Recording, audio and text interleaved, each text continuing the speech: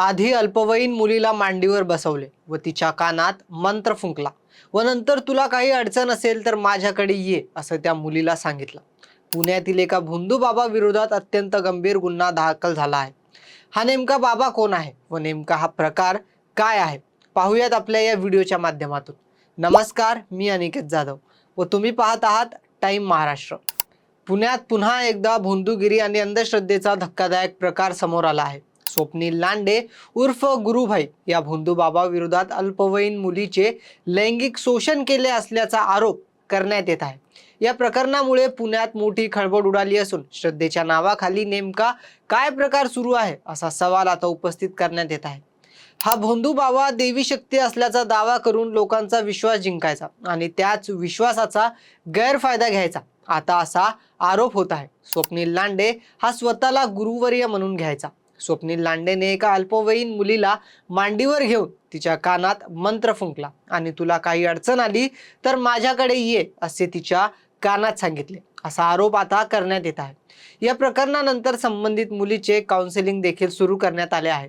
पोलिसांनी स्वप्नील लांडे विरोधात पॉस्को अंतर्गत गुन्हा दाखल केला असून तो सध्या फरार असल्याची माहिती आहे। या प्रकरणातील आरोपांची सत्यता तपासून स्पष्ट होणार असली तरी अल्पवयीन मुलीशी संबंधित असल्याने या प्रकरणाचे गांभीर्य अधिकच वाढले आहे। याआधीही स्वप्नील लांडे उर्फ गुरुभाई याच्यावर एका अल्पवयीन मुलीला फूस लावून पळवून नेल्याचा आरोप कुटुंबियांनी केला होता। या आरोपानंतर वडगाव मावळ पोलीस ठाण्यात गुन्हा दाखल झाल्याची माहिती देखील आहे। आता आणखी एका प्रकरणात त्याच्या विरोधात तक्रार समोर आल्याने या प्रकरणाचे गांभीर्य आणखीनच वाढले आहे। या सर्व आरोपांमागे नेमकं काय सत्य आहे, आणखी कोणी त्याच्या संपर्कात होतं का, आणखी कोणाची फसवणूक किंवा गैरवर्तन झालं आहे का, याचा शोध आता पोलिसांकडून घेतला जात आहे। या प्रकरणामुळे अंधश्रद्धाच्या नावाखाली सुरू असलेल्या प्रकरणांवर पुन्हा एकदा प्रश्न उपस्थित करण्यात येत आहे। काही जण चमत्कार, दैवी शक्ती, मंत्रतंत्र किंवा संकट दूर करण्याच्या नावाखाली लोकांचा विश्वास मिळवतात। अडचणीत असलेली व्यक्ती अशा लोकांवर सहज विश्वास ठेवते, मात्र हाच विश्वास जर चुकीच्या पद्धतीने वापरला गेला तर त्याचे गंभीर परिणाम देखील होऊ शकतात।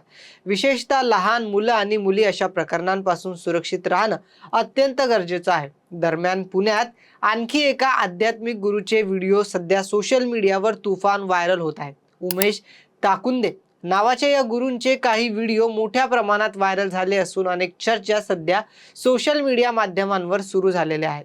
या व्हिडिओमध्ये काही भक्त त्यांच्या पायांना दूध आणि पाण्याने धुताना आणि त्यानंतर ते दूध प्राशन करताना दिसत असल्याचा दावा करण्यात आला आहे। एक दोन नव्हे तर अशा प्रकारचे अनेक व्हिडिओ समोर आल्याने या प्रकरणाबाबत सोशल मीडियावर चिंता व्यक्त करण्यात येत आहे व अनेक प्रश्न देखील याच वेळी उपस्थित करण्यात आले आहेत। यावर मात्र उमेश ताकुंदे यांनी स्पष्टीकरण दिलं आहे। भक्तांनी पाय धुवून पाणी प्यावे असे आपण कधीही सांगितले नाही। भक्त स्वतःहून असे करतात। आपणही आपल्या गुरूंचे पाय धुवून पाणी पितो आणि भक्तांनी आपले पाय धुवू नये यासाठी मी त्यांना विरोध देखील करतो, असे त्यांनी स्पष्टीकरण दिले आहे। याच दरम्यान महाराष्ट्र अंधश्रद्धा निर्मूलन समितीने पुण्यातील वारजे पोलीस ठाण्यात एका कथित भोंदू बाबा विरोधात तक्रार दाखल केली आहे। वारजे माळवाडी परिसरातील एका व्यक्तीच्या सोशल मीडिया पोस्टच्या आधारे ही तक्रार दाखल करण्यात आली आहे। संबंधित व्यक्ती स्वतः पप्पा महाराज म्हणवत असल्याचे या तक्रारीत नमूद करण्यात आले आहे। इंस्टाग्राम आणि इतर सोशल मीडिया प्लॅटफॉर्मवर अलौकिक शक्ती असल्याचे दावे करणारे व्हिडिओ टाकल्याचा आरोप या तक्रारीत करण्यात आला आहे। काही व्हिडिओमध्ये अंगात येणे, उकळता कापूर खाणे आणि लोकांच्या समस्या अलौकिक शक्तीने सोडवण्याचे दावे केल्याचे सांगण्यात आले आहे।